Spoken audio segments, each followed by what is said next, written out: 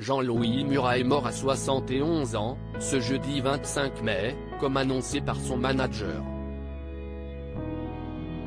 Un décès brutal pour le chanteur, dont les causes viennent d'être révélées. Jean-Louis Murat nous a quittés ce jeudi 25 mai, comme annoncé par son manager à France Inter. L'artiste est mort à l'âge de 71 ans. Il avait été découvert par William Scheller à la fin des années 70, et était depuis d'innombrables années un auteur, compositeur et interprète reconnu. À l'annonce de sa mort, déjà les hommages se multiplient, parmi lesquels notamment ceux de ses pairs. Benjamin Biolay se dit par exemple horriblement triste, sur Instagram. Mais de quoi est mort Jean-Louis Murat, de son vrai nom Jean-Louis Bergaud?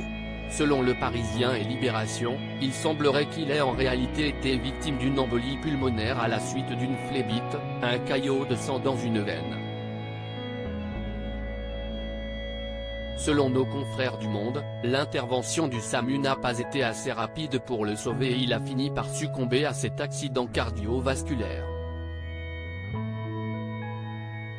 Marié à l'âge de 17 ans, il était devenu père très jeune à seulement 19 ans. Jean-Louis Murat a vécu une vie faite de multitudes de souvenirs inoubliables, comme lorsqu'après son premier divorce, il quitte tout pour voyager et vivre de petits boulots en France et en Europe, seul à la manière de Jack Kerouac.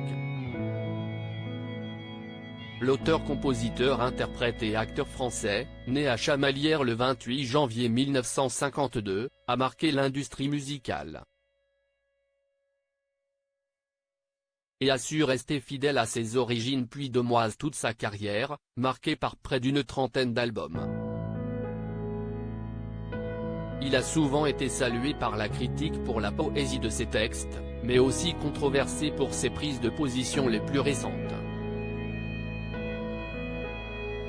Jean-Louis Murat a aussi usé de sa plume pour d'autres artistes, à l'instar de Françoise Hardy, Julien Clerc ou Indochine. Un homme amoureux, au drôle de conseil à vie, il la menait de manière discrète, loin des projecteurs. En 2020, Jean-Louis Murat s'était néanmoins laissé aller à quelques rares confidences à nos confrères de Paris Match. L'occasion pour cet anticonformiste de révéler le conseil surprenant qu'il donnait souvent à ses compagnes: ta vraie réalisation à un moment, ce sera peut-être de me jeter. Donc, n'hésite pas. Si je t'aime, je veux que tu sois libre et émancipé. Après plusieurs échecs sentimentaux, l'artiste aujourd'hui disparu venait une nouvelle fois de divorcer de la Princess of the Cool qu'il semblait si heureux d'avoir enfin trouvée. Un nouvel échec pour lui, qui aimait le couple et la fidélité qu'il avait sans doute éprouvée, tout comme la mort récente de sa mère, sur laquelle il était resté discret.